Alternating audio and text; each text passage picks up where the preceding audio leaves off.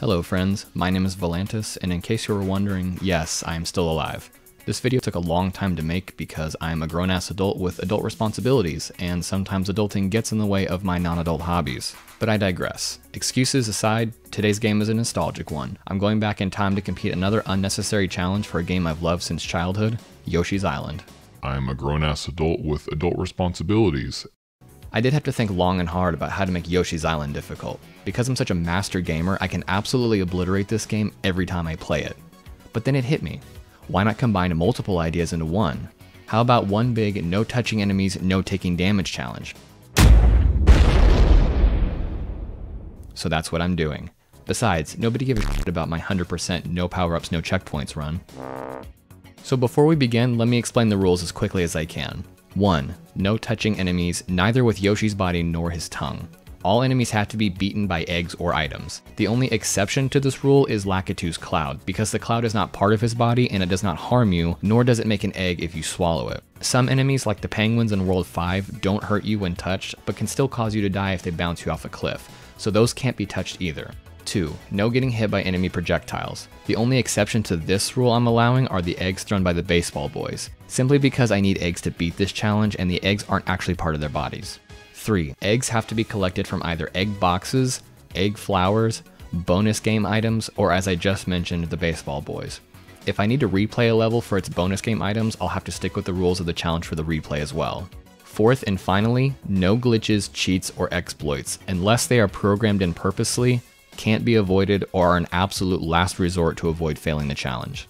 A couple things worth noting real quick. First, if there are any enemies I've forgotten about as we go through with this that may be questionable within the rules of the challenge, we'll clarify when we get there. Second, yes, I am doing this challenge on the SNES version, not the Game Boy Advance. Your lives don't save on the Super Nintendo version, so every time I reset the console, I start with 3 lives. That'll make it just a smidge more difficult. Alright, enough of me flapping my gums. Hopefully you understand the rules by now. Let's get started. Hey, Future Volantis here. So quickly before we get into 1-1, I'd just like to let you know after finishing the game and rough drafting the script that some levels are laughably easy within the rules of this challenge. So for the sake of time, I'll be skipping those levels and only focusing on the difficult parts. Sound good? Alrighty then.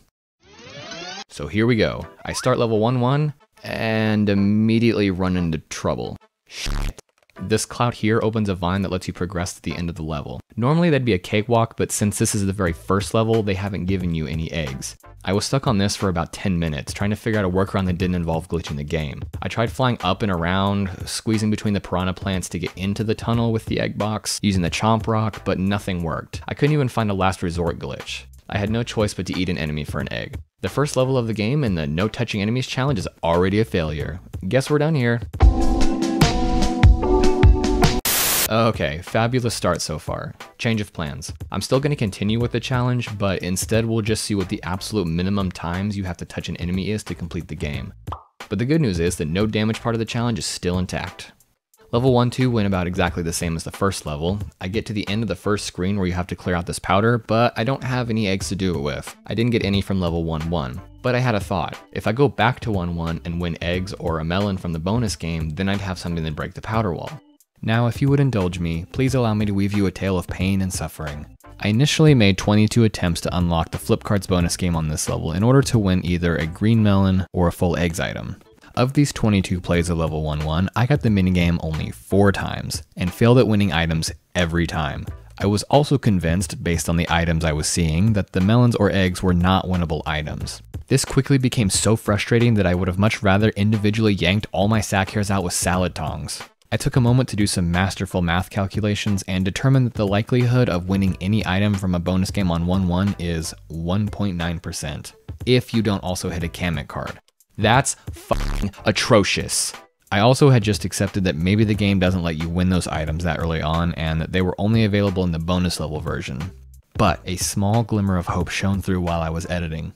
Upon researching this bonus game, comparing screenshots between the SNES and Game Boy Advance, and testing the bonus game level on the Game Boy Advance myself, it seemed completely possible to win the items I needed. I was able to win both of them this way. Also, I found that some items, like the plus 10 stars, were much more common than others. Coincidentally, the full eggs item was the rarest, so naturally I tested the bonus level on the SNES and had similar results. But I did prove that you can win both the green melon and the full eggs this way. So I only had one mountain left to climb to save this one measly point adding to my failures. I had to retry 1-1 for bonuses. I began to see flashbacks of war and suffering. Why are we still here? Just to suffer. But thankfully it didn't last long. After about 10 more playthroughs and 3 attempts at the bonus, I did in fact win a full eggs card. This made it easy to beat 1-2 without touching an enemy. After much tedious and repetitive grinding, accepting defeat, and the blinding light of salvation, I made it through without adding another failure to my counter, and we can finally return to the rest of the game. Don't worry, the rest of it isn't as tedious. By the way, what I'm considering failures are any part where it's non-optional to touch an enemy or take damage. Basically any scripted parts. I'm not counting any times where I messed up due to my own smooth brain because I always just try again when that happens. Time for the first fortress. It started off tremendously because I was able to get eggs in this level. I blazed through it while trying not to get squashed by the mini birds. They must have had enough of my failures already because one of them decided to commit lava bath.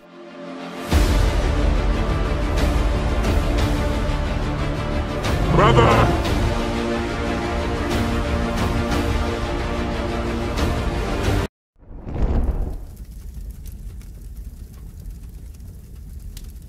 The boss fight with Bert went even better than I expected. I just ducked his fat feety smashies and pantsed him with my eggs. Nerd! 1 castle down.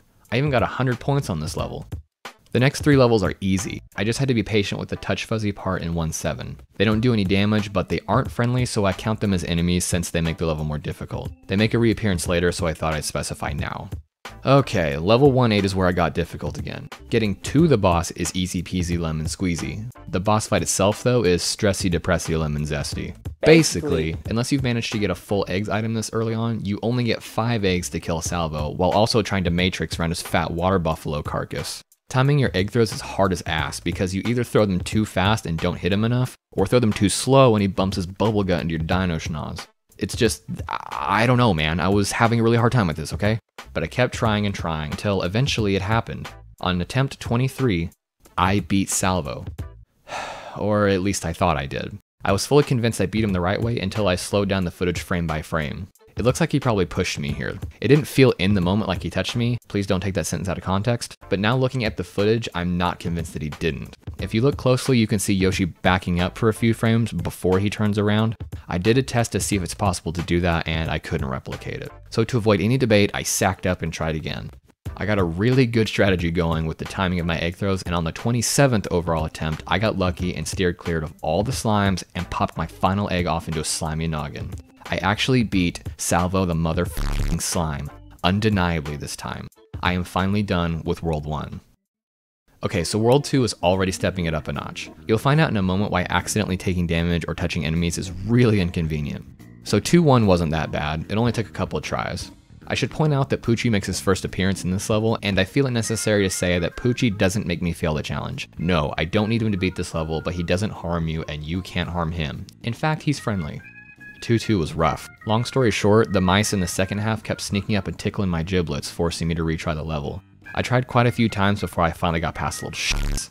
2-3 was simple, and Boo's castle went way better than expected. My literal only note I took was Boo was way easier than I thought it'd be. First try success. Next.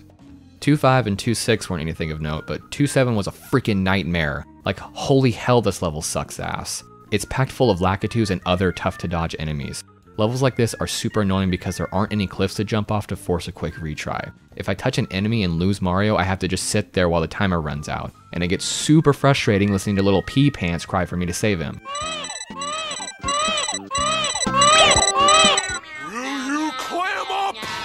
But anyway, after a couple years of trying, I got past all the Lakitules. Alright, boss number 4, the Potted Ghost. I'm remembering this fight in my head, and going into this, I am 99% sure I won't be able to beat this without touching it. You have to physically push him off the platform, and he swipes at you in defense. Maybe eggs will work though? Let's get there and find out. Before we get to the boss, there's a room full of bandits we have to endure. This room was tough. There's like a dozen of these things, and plus the walls hide them, and I don't know which pod has the key. I just had such a hard time getting past them, and bro, I'm just kidding. I POW blocked those little blue pricks straight to hell. I grabbed the key and got the heck out of there. Now it's time for Casper the Big Mad Ghost. And yeah, just as I thought, eggs are useless. They quite literally do, how the French would say, Jacques Sheet. On top of that, just like I said, the ghost swipes at you in self-defense. So yeah, I had to push this beast off into the endless abyss. Boss fight beaten, but add another point to the fail column. World 3, boys. No time for monkeying around. Level 3-1 was hard as balls. Well, not hard per se, just kinda tedious.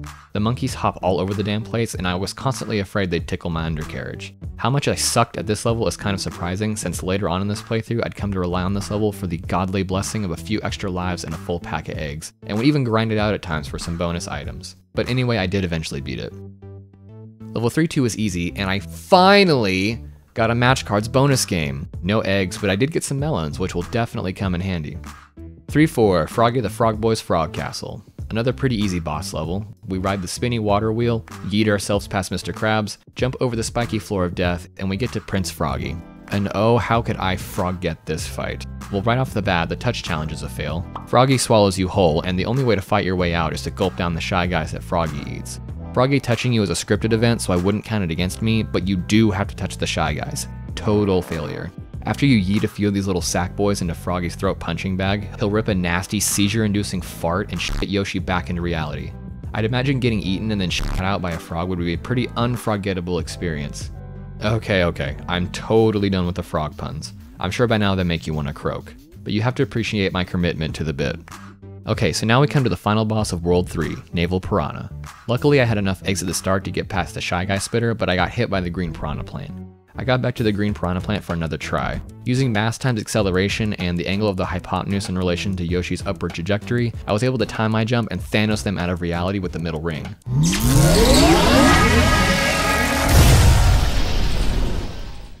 I got to the next piranha plant room and ran out of eggs. I failed, of course, because I have soup for brains, but a green melon helped me breeze by it on the second try. Now on to the boss fight.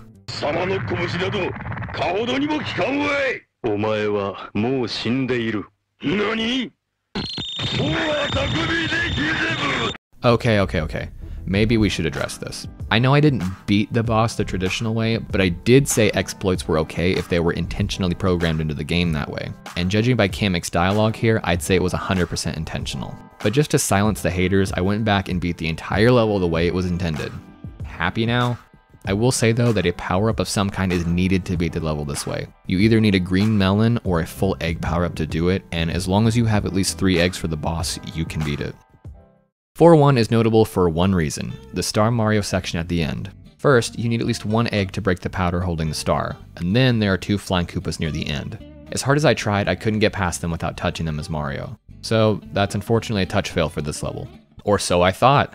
I went back to this level much later because I was positive there had to be a way past them, and after replaying 3-1 many times, I finally got some items that would help. If you have a green or fire melon, or in my case a POW block, you can kill the Koopas blocking the way out, go back and get the star again and finish the level. I think the question mark cloud power-up will also work, but I didn't try that. But anyway, I did pass 4-1 without failing. Oh god, I don't want to do this level. Fuck.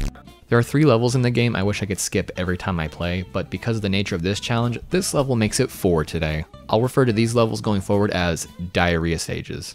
This one is the easiest of the 4, actually fun sometimes, but this level has one gimmick that I foresee making it potentially infuriating. There are 4 paths you have to do, grab a key from each, and unlock 4 doors to get to the boss.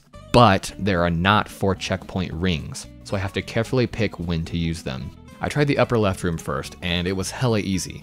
Like, first try, no sweat, could do it in my sleep easy. I used the first key and the first ring before picking the next path, the upper right. This is where I ran into what might be the most frustrating part of this entire run. I tried, but I could not get past all the bandits and the bullets. I even tried an ice melon, but it did literally nothing. This game is testing my will to live. But after an eternal struggle with my own sanity, I found it. The holy grail of gaming strategy. And what could it be, you ask? 6 eggs, straight through the skull of a bandit.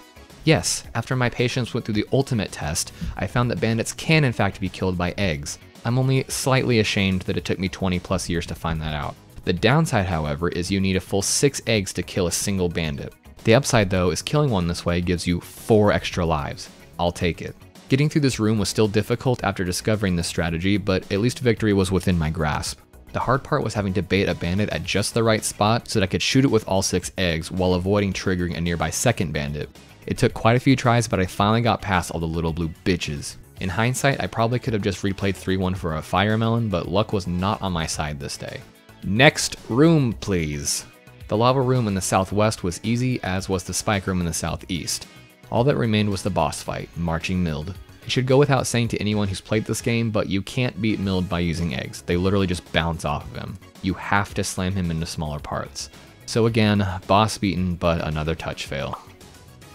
Chomp Rock made 4-5 hella easy, but 4-6 was a major pain in the ass purely because of the number of enemies.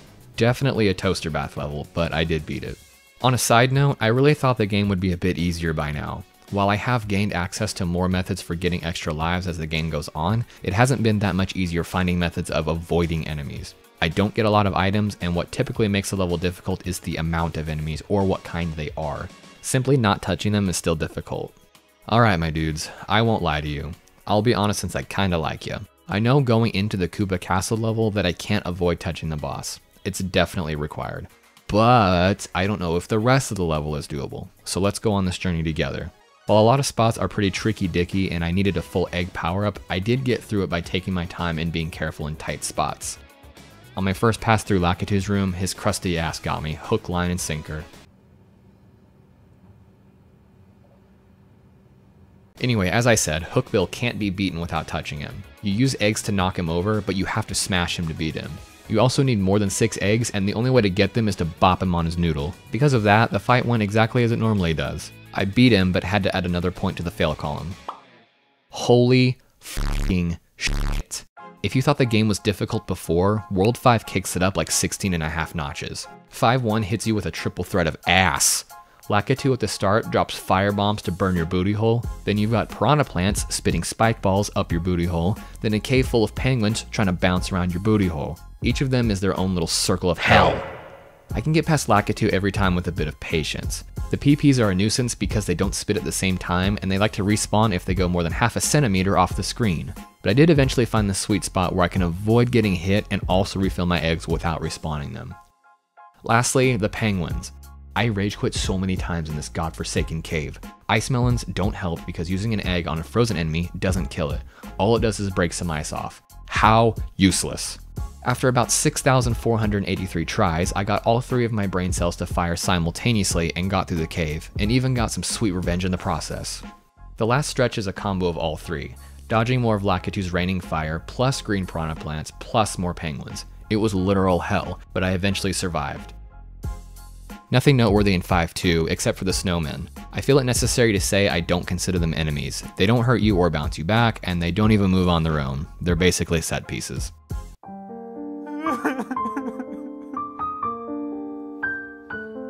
Time for 5-3, aka Diarrhea Stage number 2. The first half is somewhat tricky, but I can do it without much trouble. The part I'm apprehensive about is the ski jumps. The entire section is basically automatic. Once you start, you don't stop moving until you make it to the end, or, well, Eventually you die. you gotta time all your jumps just right. Good news, everyone. I finished the level pretty quickly. Well, I'm afraid I've got some bad news. I finished even though I big oof and smacked a bird. So of course, your boy has to do the entire level over again. End me, please. Good news again, I beat it legit this time. It was a lot more painless than I was expecting. Going into this level, I couldn't remember if I had ever beat it without touching an enemy. I was totally expecting to have to, but because I'm a top tier elite gamer, I did not. Sluggy's fort level had me pretty tense in a few spots. The dangling ghosts, and yes, that is their real name, are kinda spoopy, but you can just run past them. The spots with the ghosts and the spike traps had me puckering in some very private places, but again, I got past them. I endure the timed platform section and Indiana Jones my way past the Hall of Slugs to the boss room. The fight against Sluggy requires you to shoot him with eggs, so this fight is no different than usual. Challenge success. This level. This mother-f***ing level. This concoction of bullshittery is exactly the reason why I included my rule about Lakitu's Cloud. I won't lie to you. I tried and tried and tried to beat this level without eating the cloud, but I just couldn't do it. There are too many narrow spots between Lakitu and other enemies. And to make it all 10 times worse, it's an auto-scrolling level, and those make me want to impale myself with rusty spoons. But I felt confident that eating Lakitu's Cloud didn't break the rules of the challenge, so I allowed it. At the very least, it's a loophole. A delicious loophole that allowed me to beat the level so I don't actually impale myself with rusty spoons. Time for the final boss of World 5, Raphael the Raven. I realized right away that I was going to need eggs for the start. Those spike ball swinging jabronis make it impossible to get by without them. It took me a few tries to get past all the cannon guys and birds without touching any of them, but after a few tries I made it to the boss room. Raphael does touch Yoshi to start the fight, but it's scripted so I don't count it. Again, this fight is just like usual. Avoiding touching him only made it ever so slightly more difficult. World 5 has been beaten without failing a single level. We're on the home stretch, boys. World 6, just 8 more levels to go. The first 3 weren't anything too difficult. They're about as hard as you'd expect late game non-boss levels to be. Level 6-4 is the final normie boss. Tap Tap the Red Nose. Great name, bro. Dodge the hot balls and the ghosty goops at the start and you'll end up in a room with Salvo the Slime again. You know that big slime boss from World 1? There's some controversy here. Salvo is disguised as this big gray block, and the fight with him doesn't start until you specifically touch the block. Eggs and melons don't trigger it.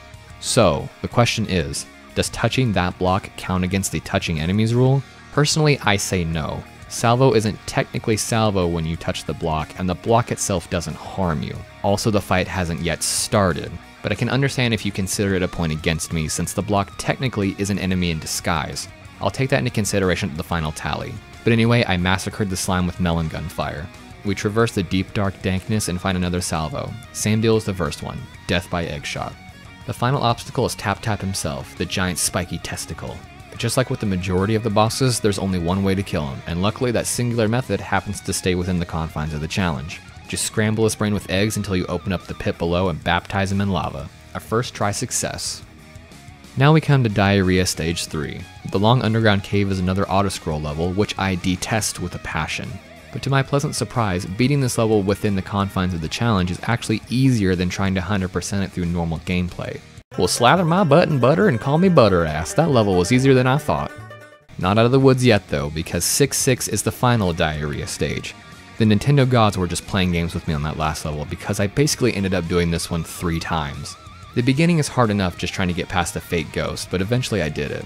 I endured the harassment from the Punchy Boys and Fake Ghost and other jabronis in the maze, forgot the key, replayed most of the level to get it, failed to realize I had to activate the red bridge near the end again, replayed most of the level again to return to it, and then finally beat it. Thank God I had a small supply of melons to get me through, or I'd have to do the level from the start again, and I'd much rather not. More than half of my footage for that level was just getting through the first area. Despite the insane number of bandits in level 6-7, it only took me a couple tries. It's kind of a long level, but if you know where to be patient and where to blaze through it, you'll be fine. Alright, the moment we've all been waiting for. Big baby Bowser boss time. The helicopter part at the beginning is easy peasy lemon squeezy, but the next section is where it steps it up. There are 4 paths you can take to get to Bowser. I just started with path number 1 to see if it's doable. Path 1 has spike balls and lava pits, which I immediately failed to. Let's try door 2. Path number 2 is like a traditional castle, lots of Shy Guy variety and whatnot. Unfortunately, I touched one and failed. Alright, maybe door 3?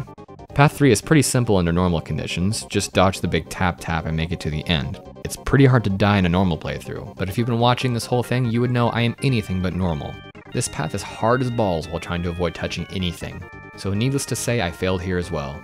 Okay, last path. Number 4 is just a barrage of gusties. Another easy path under normal conditions, but when trying not to touch anything is very tricky. This path seems the easiest though, plus you have opportunities for lots of extra lives, so I kept trying for that in the door select room. Attempts 5 and 6 were also failures, and on attempt 7 I got Tap Tap's room again. I made it much further this time but ran out of eggs. On attempt 8 I got the Gusty room again and made it past all of them. Huzzah! The dumbass wizard wakes up baby Bowser bitch bear, so now it's time to put our skills to the test. Stage 1 is easier than your mom, just slam the ground to perform some child abuse. Stage 2 is where the danger begins. The music in this fight is so freaking good. I'm always just vibing to it during the fight.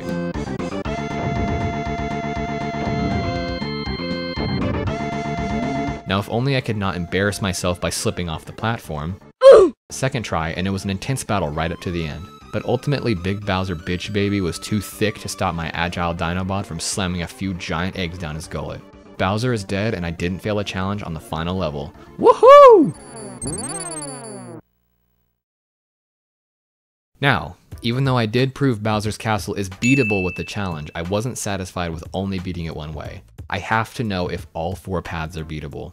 Okay, door 1. This was actually simple. The only tricky parts were dodging the last spike ball drop and clearing out the colored blocks. First try success.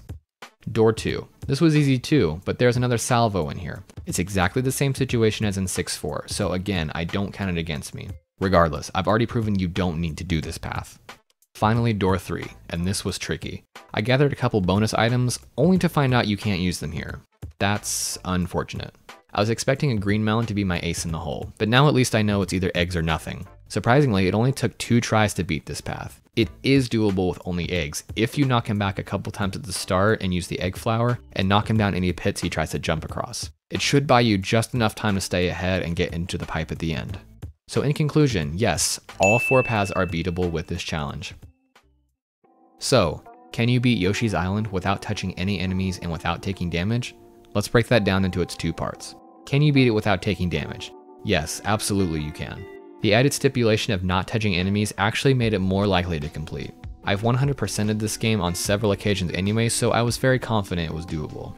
As for the other challenge, can you beat the game without touching enemies? I'm sad to say no, you can't. In my experience, there are bare minimum 5 spots where you have no choice but to touch an enemy to beat the level. The Cloud in 1-1, as well as the Potted Ghost, Prince Froggy, Marching Mild, and Hookbill Koopa boss fights. There are also 3 debatable sections that you may or may not count against me. Raphael Raven's pre-fight cutscene and the 2 salvo fights in 6-4, but I already explained why I don't count those 3 against me, so in conclusion there are 5 undeniable times when you'll have to touch enemies. If anyone knows of a secret method I'm unaware of for any of those levels, please let me know in the comments below. Now that being said, there is a video I'd like to reference real quick that may affect that number. The Yoshi's Island Son of a Glitch video by A+ Start. One glitch they showed was called the Magical Journey, which involves collecting an item called the Null Egg and beating level 1-8 with only said Null Egg left. It allows you to reuse the key from the boss fight to instantly complete another level. Maybe you could use this glitch to bypass levels where you have to touch enemies. I've never performed the glitch myself, so I have no idea if that's even possible. But anyway, I think that's it for this video. If you enjoyed watching me struggle, hit that like button and consider subscribing to my channel so you see new videos of mine when they come out. You can also click that bell icon to get notified when I upload. I'll be uploading a successful run of every main level in this game onto my secondary channel, Volantis Moon 2. That way I have proof of my success on each level and show you how I did it. Those should be up by now, so go check them out. I've got quite a few more challenge ideas ready to test out, but I'm always taking suggestions, particularly for the games you see on screen here. So if you have any ideas, put them in the comments below, and thanks in advance for them. But that's it for today. See you scrubs in the next episode.